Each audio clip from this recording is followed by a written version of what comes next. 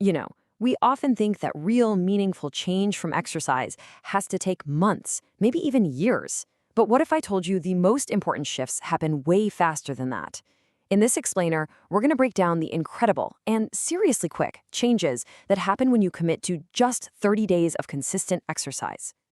So, a month, right? It feels totally doable, but is it actually enough time to make a real difference?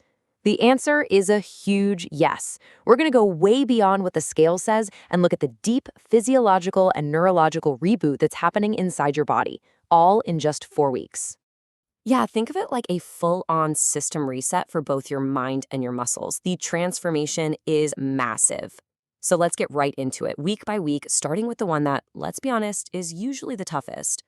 All right, so week one, this is the big wake-up call.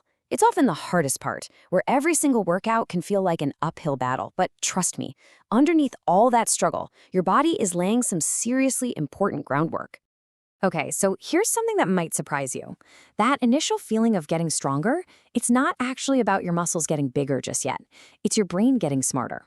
It's literally learning how to fire up your muscle fibers more efficiently. That feeling of being a little less clumsy or a bit more coordinated, that's it. That's neuromuscular adaptation in action. And of course, we have to talk about the soreness, right? That ache you feel a day or two after a tough workout, it's called delayed onset muscle soreness, or DOMS. And while microscopic tears sounds kind of scary, it's actually how your muscles rebuild themselves stronger than they were before. It's a really good sign that you've challenged your body and it's getting the message. And this leads to what I call the energy paradox of week one. You feel totally wiped out, just completely drained. But inside, your body is hustling, building more little energy factories. Your mitochondrial activity is ramping up, getting you ready for all the work ahead. It's a classic case of a short-term energy dip for a major long-term gain. Okay, so you've survived week one. Now we get to week two, and this is where the rewards start to become way more tangible. Not just in your body, but in your head. For a lot of people, this is when the mental fog really starts to lift. You start to notice that post-workout high, right? You feel less stressed, you feel more focused. Well, it's not just in your head. I mean, it is in your head, but there's a real biological reason for it. And it all comes down to this one powerful little protein. And this is the secret sauce: brain-derived neurotrophic factor, or BDNF for short. Honestly, you can just think of it as fertilizer for your brain cells. When you exercise, your brain releases a flood of this stuff, which helps grow new neurons and protects the ones you already have. This is the real science behind why exercise is one of the best anti-stress and pro-focus tools you have at your disposal. And the good news just keeps rolling in during week two. Your body gets way better at using oxygen, your metabolism starts humming along more efficiently, and maybe best of all, your sleep quality improves, like a lot. Your body is now using that downtime to repair and rebuild more effectively than ever. All right, week three. This is where you really start gaining momentum. That new routine, it feels less like a chore and more like just what you do. And internally, your body's systems are becoming seriously efficient. And probably the biggest change happening right now is deep inside your chest. Your heart, which is a muscle after all, is getting a major upgrade. It's becoming so much more powerful and efficient that it doesn't have to work nearly as hard to get the job done. So, let's break down how that actually works. It's like a chain reaction. Regular exercise builds a stronger heart muscle. That stronger muscle can now pump more blood with every single beat. That's what we call increased stroke volume.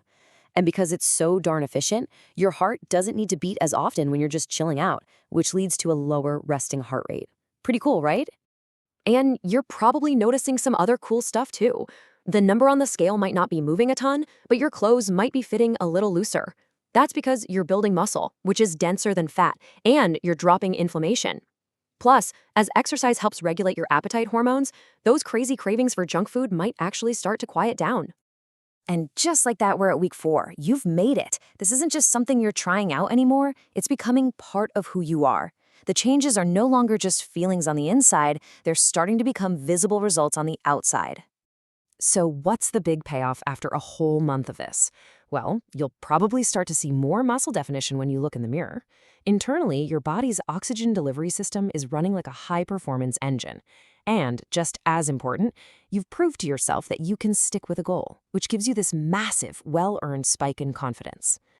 Now, here's one of the coolest things happening under the hood, something called capillarization. Your body has literally built new infrastructure. It has grown a whole network of tiny new blood vessels, or capillaries, to get oxygen and fuel to your muscles way faster. You haven't just been working out, you've been physically remodeling your body into a high-performance machine. Okay, so you did it. You put in the 30 days, you've rebooted your entire system, the foundation is solid. But now, what's next? And this right here, this is probably the most important thing to remember. This 30-day challenge is an amazing catalyst, but the real magic, the life-changing stuff, happens when you turn it into a long-term habit.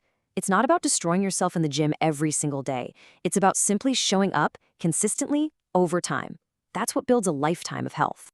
So that really brings us to the end. The final question is all for you. This 30-day journey isn't the finish line. It's the starting line for a new, stronger, more resilient you. The reboot is complete. Now, what are you going to build with it?